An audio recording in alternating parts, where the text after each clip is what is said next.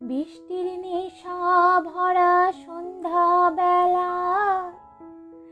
নমস্কার, আমার চ্যানেলে সবারই অনেক অনেক ওয়েলকাম।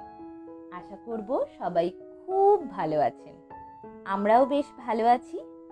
আজকে এই বৃষ্টির দিনে আপনাদের সাথে শেয়ার করব সকলের পছন্দের বৃষ্টির সময় যা সব থেকে বেশি রিকোয়ারমেন্ট হয়, চা আর তেলে ভাজা। এখানে দুটো বড় সাইজের পেঁয়াজকে এরকম লম্বা লম্বা করে কেটে নিয়েছি।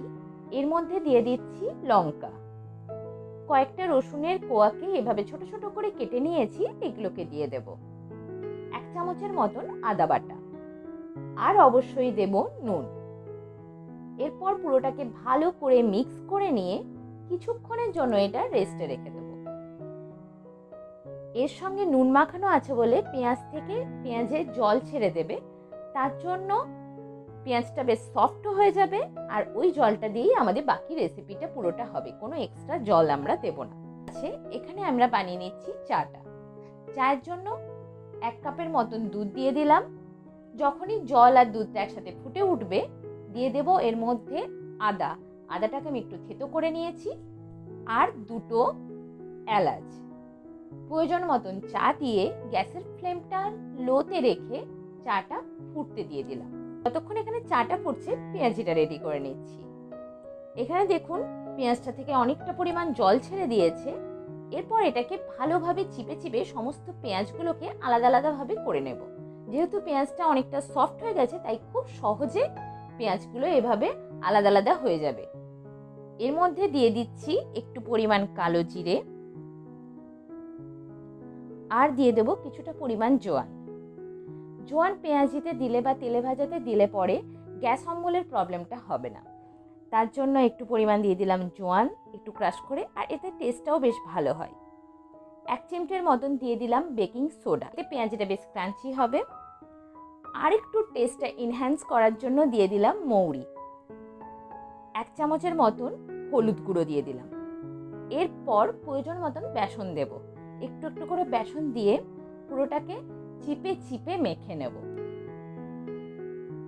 যদি প্রয়োজন হয় আবার একটু পরিমাণ বেসন দেব পরে, কিন্তু ভালোভাবে যেন বাইন্ডিং হয় সেই রকম ভাবে বেসন দিতে থাকবো। এখানে আমি 4 চামচের মতন বেসন দিলাম, আর এটাকে পুরোটা চিপে চিপে ভালো করে মেখে নিচ্ছি।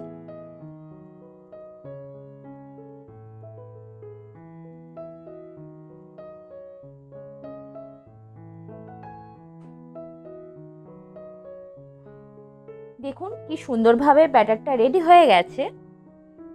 এরপর চাপিয়ে দিচ্ছি একটা ফ্রাই প্যানটা গরম হয়ে গেলে দিয়ে দেব রিফাইন্ড অয়েল। হাই টেম্পারেচারে তেলটাকে পুরোপুরি ভালোভাবে গরম করে নিয়ে টেম্পারেচারটা মিডিয়ামে রেখে তেলে ভাজাগুলো ছেড়ে দেব।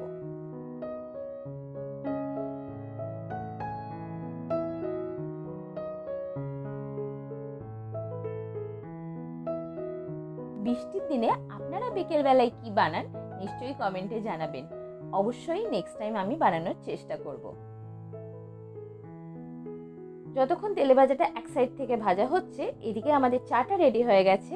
চাটা একটা কাপে সার্ভ করে নিয়ে আমি চিনি দিয়েছিলাম না, এখন দিয়ে দেব আরেকটা কাপ চায় বানানোর জন্য চিনি।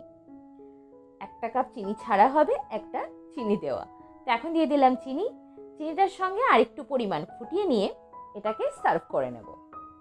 এদিকে আমাদের তেলে ভাজাগুলো 2 সাইড থেকে খুব ভালোভাবে ভাজা হয়ে গেছে। দেখুন কি দারুণ দেখতে হয়েছে। এগুলোকে এবার উঠিয়ে নিচ্ছি, আর বাকি কয়েকটা তেলে ভাজাও এই তেলেই ভেজে নেব। সমস্ত তেলে ভাজাগুলো রেডি হয়ে গেছে, এরপর সার্ভ করে নিচ্ছি। সন্ধেবেলায় দুর্দান্ত জমে গেল চা, তেলে ভাজা আর একটু পরিমাণ মুড়ি। আপনাদের আমার এই ভিডিওটি কেমন লাগছে অবশ্যই কমেন্টে জানাবেন, আর ভালো লাগলে লাইক করে দেবেন, বন্ধুদের সাথে শেয়ার করুন, আর অবশ্যই সাবস্ক্রাইব করে দেবেন। আবার দেখা হবে নেক্সট ভিডিওতে খুব তাড়াতাড়ি। ততক্ষণের জন্য বাই।